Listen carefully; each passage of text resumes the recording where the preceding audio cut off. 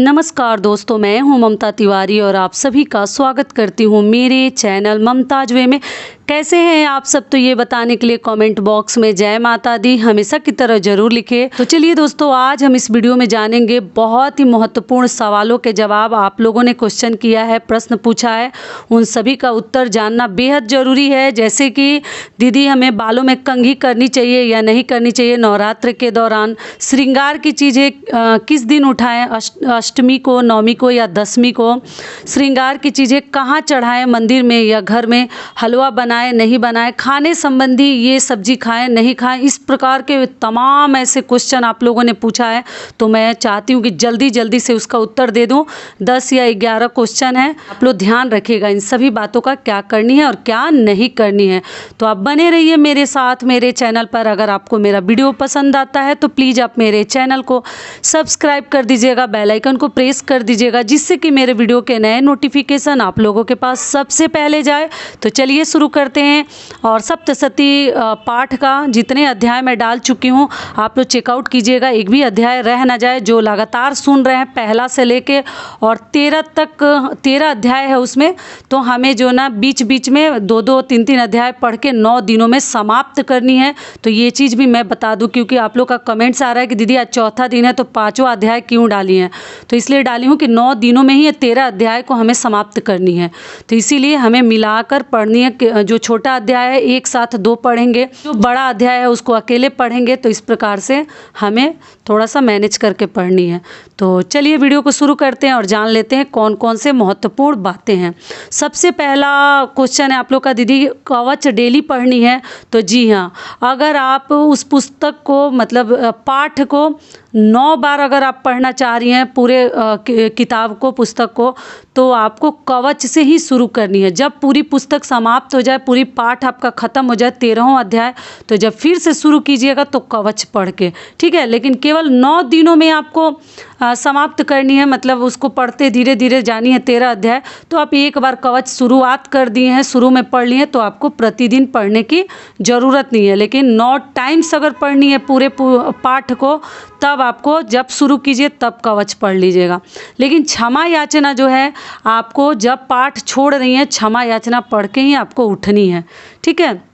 उसको हमेशा करते रहिएगा। दूसरी चीज़ क्या है कि दीदी फूल नहीं मिलता है तो हम कैसे पूजा करें, प्रतिदिन ज़रूरी है? तो देखिए, मिल जाए तो अति उत्तम, पक्का माता को चढ़ाकर पूजा कीजिए। नहीं मिलता है कोई बात नहीं है, धूप बत्ती, दीपक, गंगा जल ये सब डाल के, मतलब छिड़काव करके, जलाकर, आरती करके, कपूर तो होगा ही सबके घर, और आपको पूजा अर्चना करनी है सिंदूर लगा के। माता को फूल ना मिले कोई बात नहीं, मिले तो अच्छा है, नहीं मिले कोई बात नहीं। ये भी क्लियर हो गया। तीसरा क्या है कि दीदी माता को सिंदूर लगाते हैं तो वो उंगली अपने मांग में भर सकते हैं? तो जी हाँ, जब माता को आप लगा देती हैं, अगर आपके यहाँ सिंदूर लगाया जाता है तब। नहीं तो कई ऐसे लोग हैं ना, नवरात्रि में सिंदूर नहीं लगाते हैं, तो वो ना लगाएं, लेकिन जो लगाते हैं वो माता को लगाने के बाद वो उंगली अपने मांग में भर लीजिएगा। तो ये भी क्लियर हो गया।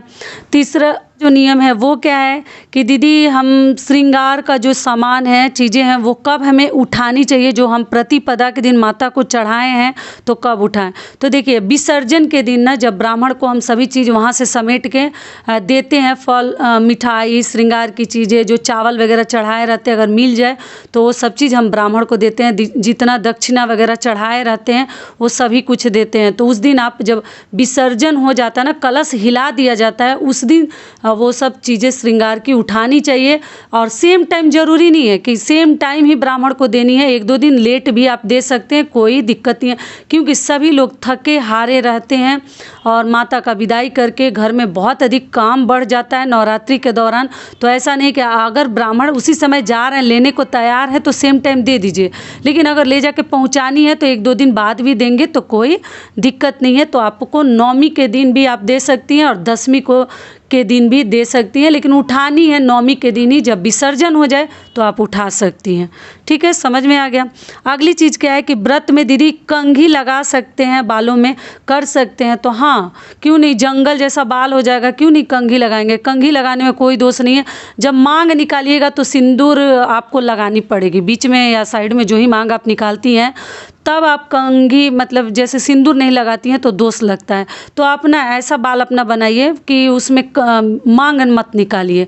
जो सिंदूर नहीं लगाते हैं उनके लिए बता दे रही हूँ, और जो लगाते हैं, दुर्गा पूजा लोग घूमने जाते हैं तो सज संवर के तो जाते ही हैं। हर घर के मान्यताएं अलग है, नियम अलग है हर राज्य के, तो इसलिए आप लोग कंघी कर सकते हैं। वैसे जंगल के जैसा बाल नहीं रखनी है। तो ये भी हो गया। अगली चीज़ क्या है कि दीदी हम लोग व्रत में जैसे कि हलवा खा सकते हैं, और हरी मिर्च, हल्दी, टमाटर, धनिया। तो देखिए हलवा नहीं बनानी चाहिए, क्योंकि अष्टमी नवमी के दिन पूड़ी, हलवा, चने का प्रसाद, ये सभी चीज़ें हम अष्टमी को, बहुत सारे लोग नवमी को भी चढ़ाते हैं। तो इसलिए सोचते हैं कि पहले अब हम ना खाएं। नारियल भी नहीं खाते हैं, क्योंकि ये सभी चीज़ें हम माता को अष्टमी को चढ़ाते हैं, या नवमी को भी बहुत सारे लोग चढ़ाते हैं। तो अपने अपने श्रद्धा के ऊपर है। तो इसलिए कई लोग हलवा सूजी का तो नहीं बनाते हैं, लेकिन अगर आपको फलाहार करनी है तो लौकी का हलवा बनाकर खा सकती हैं, फलाहार वगैरह करने के लिए तो वो सब आप कर सकते हैं, लेकिन सूजी का ना बनाएं। ठीक है, ये भी हो गया। अगली चीज़ क्या है कि दीदी मतलब हल्दी, टमाटर, ये फलाहार में आपको नहीं खानी है। आप लोग पूछे हल्दी डाल सकते हैं, जी नहीं। हल्दी, टमाटर, धनिया पत्ता, सूखी मिर्च, ये सब नहीं खाते हैं। हरी मिर्च आप लोग खा सकते हैं, काली मिर्च खा सकते हैं, लेकिन ये सब चीज़ें आपको नहीं खानी चाहिए। ठीक है। अगली चीज़ क्या है कि दीदी श्रृंगार की चीज़ें हमें कहाँ चढ़ानी है, मंदिर में चढ़ाएं या घर में चढ़ाएं। तो देखिए ये टोटल आपके ऊपर डिपेंड करता है। आपके मतलब आप सोच लीजिएगा कि कहाँ सही रहेगा। दोनों जगह आप चढ़ा सकती हैं। कहने का मतलब है कि आप दोनों जगह माता को चढ़ा सकती हैं। जहाँ कलश स्थापना की हैं, ज्वारे उगाई हैं, जौ वाटिका बनाई है, वहाँ भी चढ़ा सकती हैं, या आप चाहें तो बाहर मंदिर में भी जाकर चढ़ा सकती हैं। मंदिरों में ही अधिकतर लोग अष्टमी के दिन जाते हैं। आप लोग ज़रूर जाइएगा, घर में पूजा पाठ कर लीजिएगा।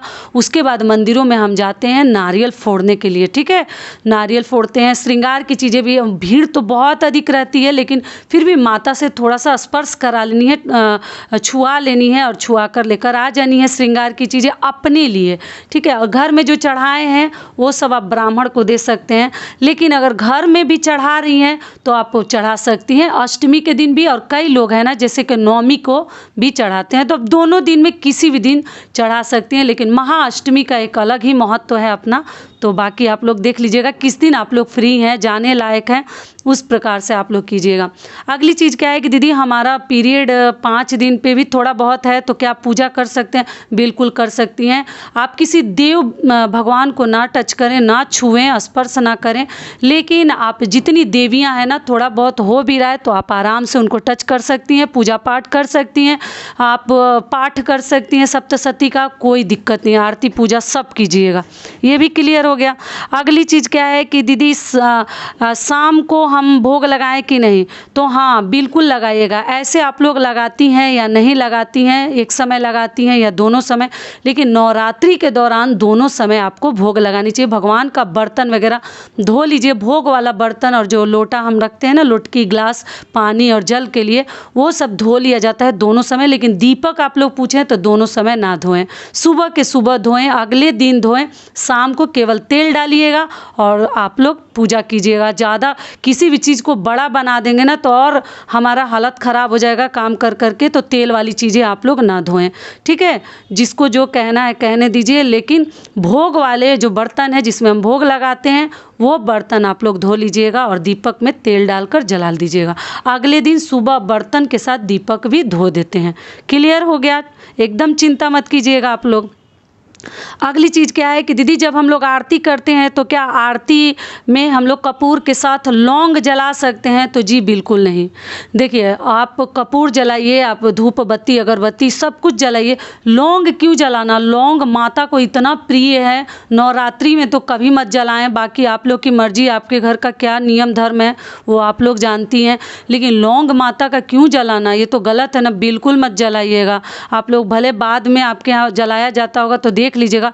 लेकिन नवरात्रि में लौंग को जलाते नहीं है, उसको माता का स्वरूप माना जाता है। कभी ऐसी गलती आप लोग मत कीजिएगा, ठीक है। तो ये भी क्लियर हो गया, टेंशन मत लीजिएगा। ये चीज़ क्या है कि दीदी हम लोग जो भगवान को प्रतिदिन फल चढ़ाते हैं, तो क्या वो फल हम लोग उठाकर खा सकते हैं? बिल्कुल खा सकती हैं, ठीक है, क्योंकि वो सड़ जाएगा ना, खराब हो जाएगा। तो आप लोग नया फल, मिठाई, मेवा, मिश्री सब कुछ चढ़ा सकती हैं। मिठाई मिले तब, ना मिले तो ऐसा नहीं है कि प्रतिदिन हमें मिठाई की भोग लगानी है। ऐसे 9 दिनों का भोग मैं डाल दी हूँ, बिल्कुल सिंपल छोटी छोटी चीज़ें हैं, आप चेकआउट कर सकते हैं वीडियोज़। और फल अगर आप डेली ला रहे हैं अपने घर में, तो नया फल चढ़ा दीजिए और आप लोग पुराना फल उठाकर खा लीजिएगा, क्योंकि वो खराब हो जाएगा। और प्रसाद समय से उठा लीजिएगा, प्रसाद का अपमान नहीं होने पाए, क्योंकि 1 मिनट से 1.5 मिनट ही हमें प्रसाद भोग लगाकर थोड़ा सा अकेले छोड़ देनी चाहिए, वहाँ से हट जानी चाहिए। और 1, 1.5, 2 मिनट के बाद प्रसाद पक्का उठा लीजिएगा। मुख में ग्रहण करने के बाद ही हमें पूजा का ना संपूर्ण लाभ मिलता है। अगर आप प्रसाद ग्रहण नहीं करते हैं तो आपको पूजा का फल नहीं मिलता है, जब तक कि खा नहीं लेते हैं। तो आप लोग ज़रूर खाइएगा। और अनाज वाली चीज़ें, अगर फलाहार पे आप व्रत रखिए 9 दिनों का, तो अनाज वाले प्रसाद ना खाएं। उसमें कुछ और काजू किशमिश भी साथ में डाल दीजिए, कुछ ड्राई फ्रूट्स वगैरह, सूखा मेवा डालकर, और वो प्रसाद के रूप में आप लोग खा लीजिएगा, ठीक है। जैसे मालपुआ वगैरह है, तो अगर जो अनाज नहीं खा रहे हैं वो कैसे खाएंगे?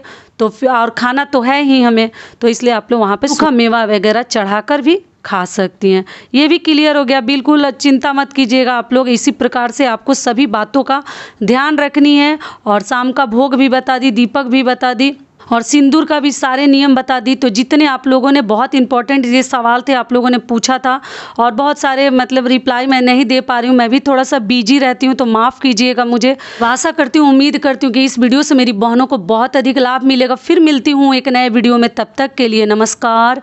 स्वस्थ रहिए, सुरक्षित रहिए, और जहाँ कहीं भी रहिए खूब खुश रहिए। एक बार प्रेम से बोलिए माता रानी की जय।